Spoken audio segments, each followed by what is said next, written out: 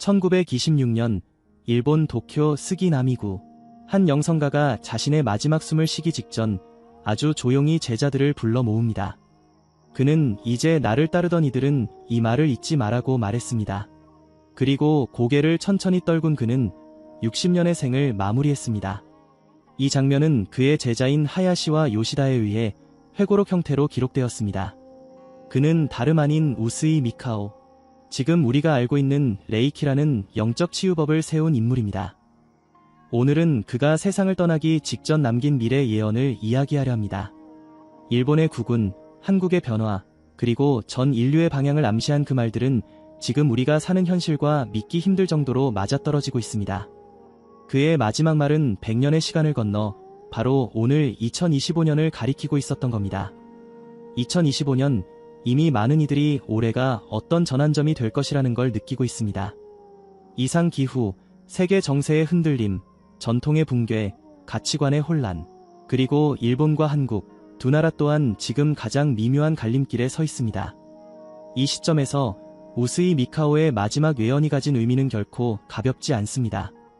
그는 임종 전 이렇게 말했습니다. 자, 잘 들어. 오래가지 않아 일본은 주기적으로 큰 타격을 받게 될 거야. 비가 아닌 물이, 그냥 불이 아니라 하늘을 찢는 불이 올 거야. 처음엔 흔들릴 뿐이지만 그 다음부터는 잠기고 무너지고 사라져. 시간이 100년쯤 흐른 뒤 일본은 유례없는 큰 자연의 시험에 휘말릴 거다. 어떤 도시는 다시는 이름을 못 듣게 될 수도 있어. 후손들은 이 말의 무게를 가볍게 여기지 말고 물과 불에 대비해야 해. 국토의 절반 가까이가 그 기능을 잃을 수 있어. 그리고 100년의 시간이 지나고 영광을 맡게 되는 나라를 봤는데 그건 일본이 아니라 한국이더라. 기록을 남긴 이는 하야시와 요시다. 두 사람으로 이들은 전통 레이키의 사범이었고 각각 독립적으로 우스이의 유지를 이어갔습니다. 하지만 그 예언은 바로 전파되지 않았습니다. 우스이는 평생을 수행과 치유에 바쳤지만 종교인도 아니었고 선지자도 아니었습니다. 그런데 죽기 직전 그가 유독 100년 뒤를 말한 것, 그리고 거기에 한국의 미래가 포함되어 있었다는 점은 우리가 지금 반드시 짚고 넘어가야 할 대목입니다. 그가 본 한국의 미래, 과연 무엇이었을까요? 한국 말이지. 별 볼 일 없다고 느껴지지. 우리의 지배 아래 있고 말이야. 근데 말이다. 이상하게 내가 본 미래 속에 선 사람들이 그 나라를 따라 하더라. 노래, 입는 옷, 말투까지. 큰 나라들 사람들이 그 작은 나라의 춤을 따라 하고 있었어. 나도 좀 놀랐지. 저렇게 작은 나라가 어떻게 이 지구 전체에서 중심이 될 수 있나 싶더라고. 그런데 말이야, 그게 계속 가는 건 아니었어. 어느 순간 아주 이상한 기운이 그 나라를 감쌌어. 누군가였어. 그 사람이 나타나고 나서부터야. 얼굴은 보이지 않는데 아주 길게 오래 그 자리에 앉아 있더라고. 근데 느낌이 안 좋았어. 그 사람을 중심으로 무언가 막히는 느낌이 들었어. 문제는 그가 누구인지는 한국 사람들도 처음에는 잘 모른다는 거야. 겉으론 아주 괜찮아 보이더라고. 유능하고 믿을 만한 사람처럼 보이는데 내가 본 바로는 그 사람 곁에 너무 오래 머물면 그 나라는 기운을 잃을 거야. 문화도 멈추고 기세도 꺾이고 그때부터 100년이 흔들릴 수 있어. 이 말은 일본이 물과 불의 고통을 겪는 사이 한국은 정반대의 시련을 겪는다는 뜻으로 해석됩니다. 겉으로는 성장하지만 안에서 조용히 무너질 수 있는 위험. 바로 그것이 우스이가 경고한 두 번째 길입니다. 2025년 지금 한국은 세계적으로 놀라운 주목을 받고 있습니다. 음악, 영화, 음식, 패션, 어느 하나 뒤처지는 분야가 없습니다. 세계인들이 한국 문화를 받아들이고 실제로 삶에 반영하고 있습니다. 하지만 우스이가 봤던 그 이상한 기운은 지금 이 시점에서 하나의 중요한 메시지를 줍니다. 너무 높은 고점을 찍는 것, 그것이 오히려 그림자의 시작일 수 있다는 점입니다. 그래서 그는 마지막에 한마디를 덧붙였습니다.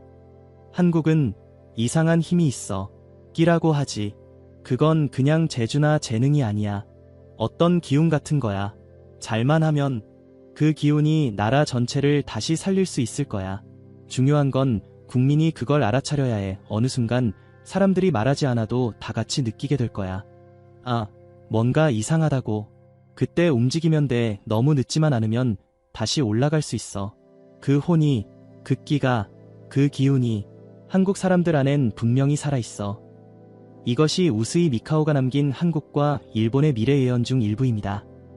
2025년 그가 본 미래는 지금 하나하나씩 맞아들어가고 있는 듯합니다. 일본은 실제로 기후재해와 집안 이상이 반복되고 있으며 한국은 외적으로는 빛나지만 내부적으로 피로감과 긴장감이 축적되고 있습니다. 그리고 어느 누구도 예상 못한 그 인물이 이미 등장한지도 모릅니다. 이제 우스이 미카오가 예언 속에서 더 구체적으로 묘사한 자연의 파괴, 그리고 그 시점에 일본이 맞이할 충격적인 사건에 대해 세부적인 내용까지 자세히 알아보겠습니다. 그는 불을 받고 물을 느꼈으며 고요한 절망을 예고했습니다. 2025년 과연 그가 남긴 말은 단지 상상이었을까요? 아니면 지금 우리가 들어야 할 경고일까요? 그가 본 건 땅이 울리고 도시가 잠기며 사람들의 얼굴에서 웃음이 사라지는 모습이었습니다. 일본 영성가 우스이 미카오는 자신이 죽기 직전 후손들에게 단 한 가지를 당부했습니다. 물과 불을 조심하라는 말이었습니다.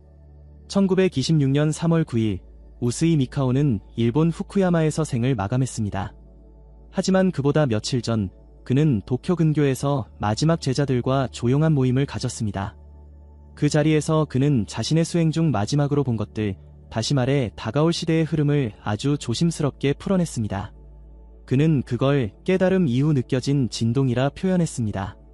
일본은 항상 흔들려왔어. 그건 자연스러운 일이야. 근데 그때 느껴진 건 다르더라. 단순히 흔들리는 게 아니라 한번 크게 내려앉는 거였어. 마치 땅이 스스로 숨을 멈추는 것 같았거든.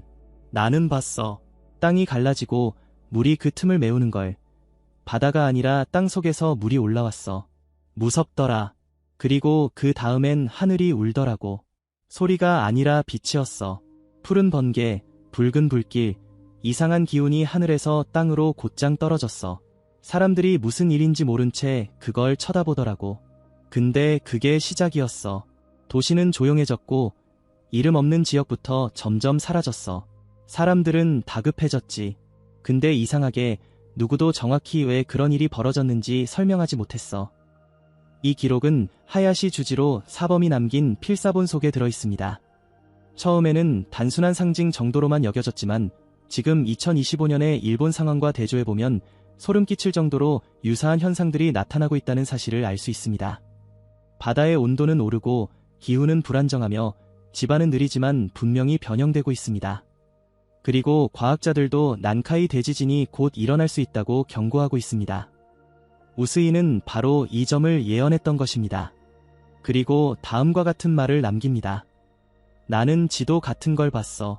어떤 지역은 아주 검게 변해 있었고 어떤 지역은 아예 사라졌더라.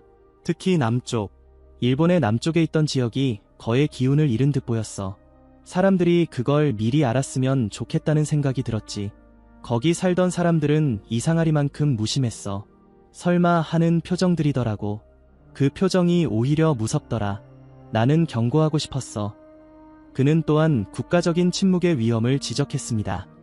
사람들이 무서운 건 소리 없는 위기를 모른다는 거야. 물이 천천히 차오를 땐 다들 그냥 걷지. 근데 그게 무릎까지 올라오면 움직이질 못해. 내가 본 미래는 그런 거였어. 조용히 올라오는 재난. 근데 문제는 그걸 사람들이 느끼지 못한다는 거지. 나라가 아무 말도 안 하고 지도자들도 모른 척하고 국민들만 조용히 불안해하면서도 말은 못해. 그게 진짜 무서운 거야. 국운이란 건 별게 아니야. 나라의 기운이라는 게 따로 존재하는 게 아니라고. 그건 사람들의 말, 숨, 생각, 몸짓에서 올라오는 거야. 근데 내가 본 일본은 그 기운이 점점 아래로 꺼지는 느낌이었어. 사람들이 지쳤지. 웃지 않고 말하지 않고 움직이지 않아. 그게 국운이 꺾인다는 증거야. 그는 사람들의 침묵과 무기력을 가장 두려운 징조로 보았습니다. 그리고 이 부분은 지금 일본 사회의 현실과도 깊게 맞물립니다. 우울감, 단절감, 그리고 집단적인 침묵은 어느새 이 사회의 공기처럼 퍼져 있습니다. 이제 2025년을 맞이한 지금 우스이 미카오가 경고한 시점은 지금이 아니냐고 저절로 느껴집니다. 다음으로 그가 예언한 한국의 정점과 그림자에 대해 깊이 들어갑니다. 그는 말했습니다. 한국은 놀라운 속도로 올라간다. 근데 꼭대기에 다다른 순간 그늘이 움직인다. 그리고 나라 전체를 붙잡는다. 당시만 해도 한국은 조선이라는 이름으로 근대의 막바지 혼란 속에 있었고 일본 제국의 강한 통제 아래 있었습니다. 그런데 그가 본 미래에는 지금의 세계 흐름과는 전혀 다른 작은 나라가 전 세계의 중심이 되는 장면이 등장합니다. 우스이는 왜 한국을 언급했을까요? 그리고 그는 왜 그렇게도 구체적으로 100년 뒤의 한국 상황을 이야기했을까요? 그는 죽기 전 마지막 제자들에게 이렇게 말했습니다. 이상한 나라야. 작고 자기 목소리도 없지. 근데 내가 본 미래 속 한국은 전혀 달랐어. 사람들이 그 나라 노래를 듣고 따라하고 그 나라 옷을 입고 그 나라 말을 배워. 믿기 힘들 정도였지. 심지어 이름 모를 나라의 아이돌이 전 세계에서 환영받더라고. 난 그게 너무 이상했어. 어떻게 이런 작은 나라가 그렇게까지 커질 수 있지? 나도 궁금했지. 이 대목은 오늘날 우리가 알고 있는 현재의 한국의 흐름과 놀라울 만큼 일치합니다. 우스이는 지금으로부터 정확히 100년 전 자신이 경험해보지 못한 한나라의 문화가 전 세계를 휩쓴다는 예언을 남긴 것입니다. 하지만 그는 이어 이 찬란한 문화적 고점이 단단한 기반 위에 서지 않았다면 반전의 순간이 올 수 있다고 경고합니다. 그 반전의 핵심에는 한 사람이 있다고 그는 강조합니다. 근데 그게 계속 가지는 않더라. 내가 본 장면 중 가장 이상했던 건 그 나라가 더 이상 웃지 않는 순간이었어. 전 세계가 그 나라 문화를 말하는데 정작 그 나라 사람들은 피곤해 보여. 활기가 줄어들고 말이 없어지고 뭔가 멈춘 것처럼. 그 중심엔 어떤 사람이 있었어. 얼굴은 잘 안 보이더라고. 근데 특이한 게 아무도 그 사람을 대놓고 나쁘게 말하진 못해. 다들 잘한다, 똑똑하다, 믿을 만하다고 해. 근데 나는 그 사람을 중심으로 뭔가 이상한 기운이 퍼지는 걸 느꼈지. 우스이는 그 인물을 이름으로 부르지 않았습니다. 다만 그는 조용한 위협, 겉은 정상이지만 안은 말라있는 자, 그리고 그는 덧붙였습니다. 사람들이 모르더라. 그가 무슨 생각을 하는지. 다들 그냥 넘기더라고. 근데 느껴졌어. 그 사람이 오래 그 자리에 앉아있으면 그 나라는 점점 기운을 잃게 돼. 겉으론 멀쩡해 보여도 안에서부터 꺼져가. 문화도 멈추고 창의도 말라가고 기운이 돌지 않아. 문제는 그가 처음에는 절대 그런 사람처럼 보이지 않는다는 거야. 이 대목은 지금의 한국 사회가 겪고 있는 피로감, 그리고 정치권에 대한 불신과 묘하게 겹쳐집니다. 우스이가 말한 그 사람은 누구일까요? 그는 정치인일 수도 있고 문화인일 수도 있고 혹은 그 둘 모두를 연결하는 역할일 수도 있습니다. 중요한 건 처음에는 그를 의심하지 않는다는 점입니다. 우스이는 이어서 한국 국민에게 당부의 말을 남기듯이 말했습니다. 그것은 단순한 예언을 넘어 미래 세대에게 보내는 메시지였습니다. 한국 사람들은 참 독특해. 예민하고 눈치가 빠르고 감도 좋지. 그게 이 나라의 기운이야. 재주가 아니라 혼이지. 근데 그런 혼이 어느 순간부터는 멈추더라고. 이유는 몰라. 근데 그 혼이 움직이질 않더라. 그 사람 때문인지 너무 오래 무언가를 참았던 건지. 아무튼 조용했어. 그런데 다행히도 어느 순간 사람들이 다시 말하더라. 이상하지 않냐고. 그 말 한마디가 시작이었어. 처음에는 작은 소리였지만 점점 커지더라. 나중엔 나라 전체가 그 말을 따라하더라고. 이건 아니다. 그 순간부터 한국은 다시 움직였어. 그가 말하는 이 장면은 일종의 집단 각성 또는 국민적 인식의 전환점으로 보입니다. 그리고 그는 이 흐름을 통해 한국이 다시 국운을 되찾는다고 말합니다.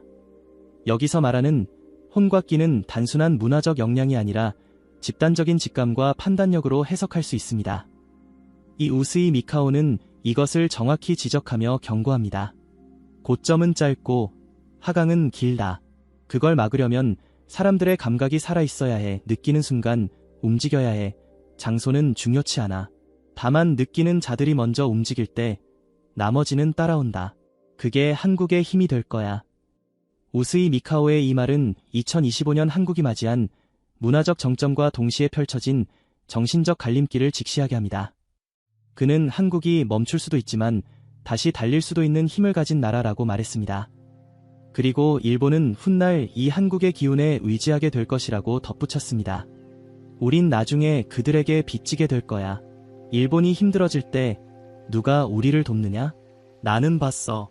그들이 손을 내밀더라고. 이유는 없어. 그저 당연하다는 듯이 도와주더라. 그리고 그들이 남긴 말 한마디가 기억나. 우린 언젠가 이 말을 들을 날이 올 줄 알았어요. 이 대목은 예언의 흐름 속에서도 매우 특별한 메시지입니다. 우스이는 단순히 한국의 위기와 기회를 예언한 것이 아니라 한일 양국의 미래적 연결을 미리 이야기한 것입니다. 그는 경고했지만 동시에 희망을 남겼습니다. 우스이 미카오가 경고한 그림자의 실체와 국민이 어떻게 그 흐름을 바꾸는지에 대한 예언.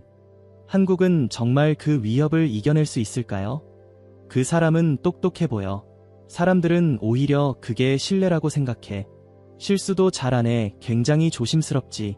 사람들이 원하는 말을 잘 알고 대중의 흐름을 잘 읽어. 처음에는 믿어. 저 사람이라면 괜찮겠다고. 근데 이상한 점이 있어. 주변이 조용해져.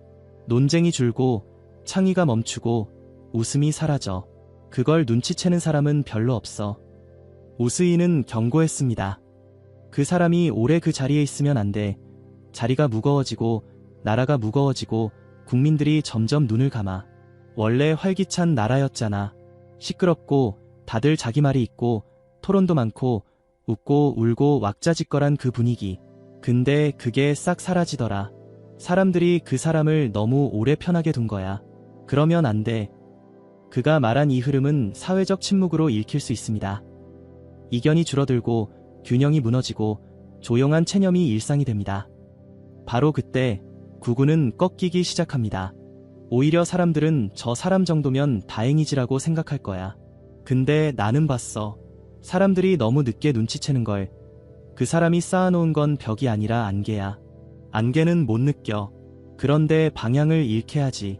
사람들이 다들 걷고 있는데 어딘가로 끌려가는 거야. 그러다 뒤늦게 우리가 왜 이쪽으로 온 거지? 라고 하게 되더라. 그는 한 사람의 등장이 전체 흐름을 바꿔버릴 수 있다고 말합니다. 그리고 그 흐름에서 벗어나는 유일한 방법은 국민 각성뿐이라고 했습니다. 예언의 가장 긴 부분 중 하나가 바로 여기서 이어졌습니다. 처음엔 하나였어. 아주 작은 말, 뭔가 이상하지 않아? 그 말이 시작이었지. 누군가가 그냥 지나가다 말했는데 옆에 있던 사람이 그걸 따라하더라고. 그렇게 1명, 2명, 3명. 나중엔 그 말이 사람들 입에 자주 오르내리더라. 그러면서 사람들이 서로 눈을 마주치기 시작해. 그 전엔 고개만 숙이고 걷고 있었거든. 근데 그 순간부터 달라지더라. 눈을 맞추고 말이 생기고 질문이 터지기 시작했어. 왜 이래야 하지? 그 질문이 움직임을 만들었어. 이 예언은 국민이 자기 질문을 회복하는 순간 사회가 다시 흐름을 되찾을 수 있다고 말합니다. 2025년 지금 한국 사회는 고요한 긴장 속에 있습니다. 표현은 줄었습니다. 의견은 있지만 말은 멈춰 있습니다. 우스이는 그 흐름을 이미 100년 전에 정확히 보고 있었습니다. 그리고 그는 다시 강조합니다. 한국은 원래 그렇게 조용한 나라가 아니라니깐. 말이 많고 감정이 풍부하고 질문을 잘하던 민족이야. 그게 혼이야. 근데 그 혼이 멈추면 나라가 막혀. 아무리 경제가 올라가고 문화가 퍼져도 혼이 움직이지 않으면 곧 멈춰. 그걸 다시 깨우는 건 국민들밖에 못해. 아무도 대신해줄 수 없어. 그는 혼이라는 단어를 여러 번 사용했습니다. 그 혼은 단순한 정서가 아닙니다. 그것은 사람들의 예민함, 감각, 질문 능력, 판단의 기준입니다. 그 혼이 살아있는 한 어떤 어둠의 그림자도 오래 머무를 수 없다고 그는 말합니다. 마지막으로 그는 이런 말을 남겼습니다. 한국은 아주 강한 기운을 가졌어. 그걸 잃으면 안 돼. 그 기운이 움직일 때 전 세계가 따라오게 돼 있어. 내가 본 미래 속에서도 그랬어. 한국이 깨어나는 순간 다른 나라들이 고개를 돌리더라. 이유는 몰라. 그냥 느끼는 거야. 그게 이 나라의 힘이야. 이 말은 한국의 국운이 단순한 성장 수치나 외교 성과에만 달려있는 것이 아님을 의미합니다.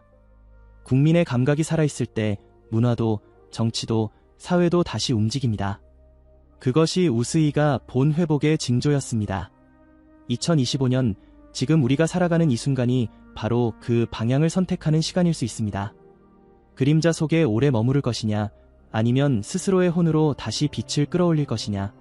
그 선택은 한 사람에게 달린 것이 아니라 우리 모두에게 달린 문제입니다. 이 대목은 2025년 이후 한국의 문화 리더십에 대해 중요한 단서를 줍니다.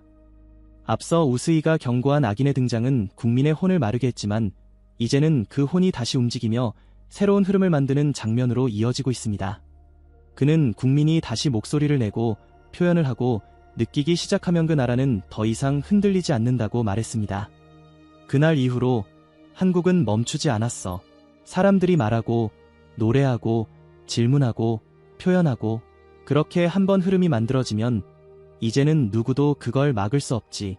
그게 이 나라의 특징이야. 감정이 시작되면 강해지고 표현이 터지면 세계가 따라온다. 우스이는 이 흐름을 세계적 확장으로 이어지는 모습으로 묘사합니다.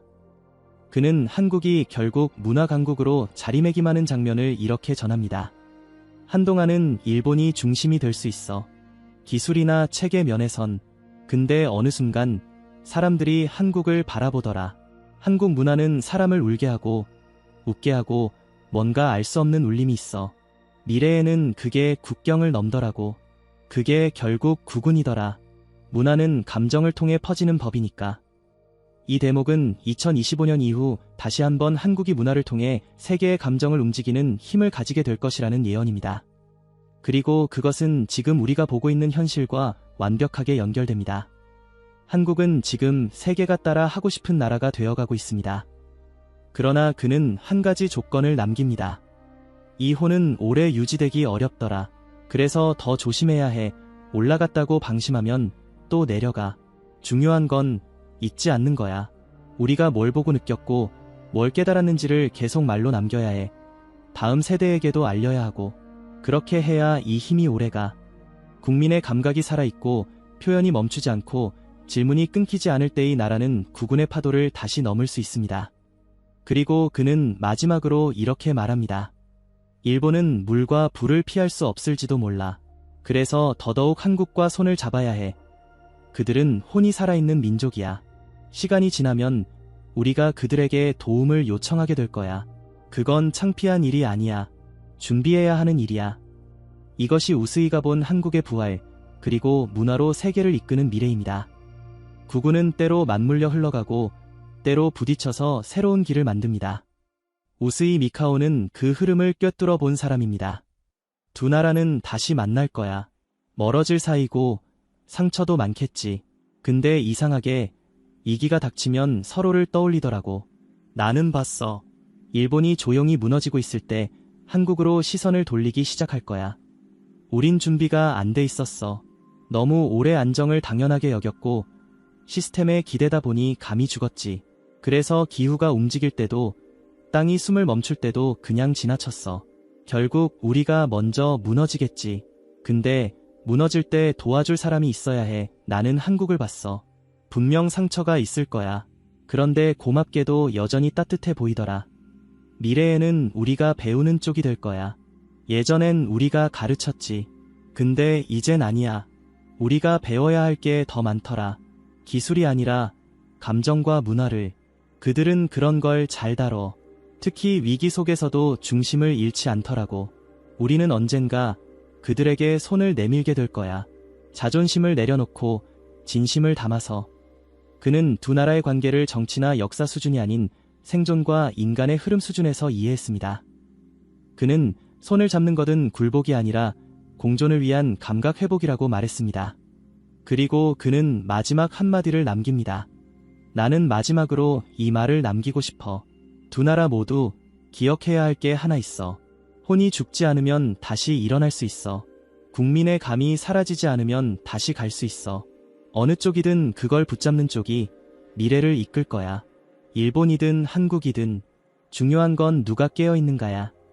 국운이란 것은 땅이나 자원의 문제가 아니라 국민의 감각, 혼, 그리고 방향성의 문제라는 것을 그는 마지막 순간까지 강조했던 것입니다. 우스이 미카오의 6가지 핵심 예언을 정리하자면 이렇습니다. 1. 일본은 100년 뒤 물과 불로 인해 국토의 절반 이상이 위기에 빠질 것이다. 2. 그 시기 한국은 세계적으로 문화 중심국이 되어 있을 것이다. 3. 하지만 문화의 고점 뒤에 조용한 악인이 등장하게 된다. 4. 그 사람은 한국의 국운을 서서히 꺾는 역할을 하게 된다.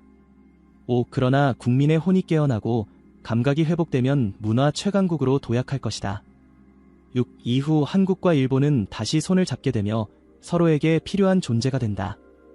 이 예언은 단순히 적중했다, 틀렸다로 판단할 문제가 아닙니다. 이 예언이 지금 우리에게 던지는 메시지가 무엇인가, 그것이 더 중요합니다. 그는 제도나 시스템보다 사람의 반응 속도와 민감함이 국운을 바꾼다고 보았습니다. 2025년, 우리는 이제 선택의 문 앞에 서 있습니다. 한국은 지금까지처럼 감각을 유지할 수 있을까요? 일본은 다가오는 재편의 흐름 속에서 겸손하게 배우고 다시 일어날 수 있을까요? 이 질문은 앞으로 100년을 이끌 중요한 화두입니다. 1926년 일본 영성가 우스이 미카오가 남긴 이 마지막 예언. 그는 2025년 이후에 한국과 일본의 국운을 정확히 짚어냈고 국민이 감각을 잃지 않아야 한다고 반복해서 경고한 것입니다. 지금 우리에게 가장 중요한 것이 무엇일지 댓글로 의견을 남겨주시면 감사하겠습니다. 시청해주셔서 감사합니다.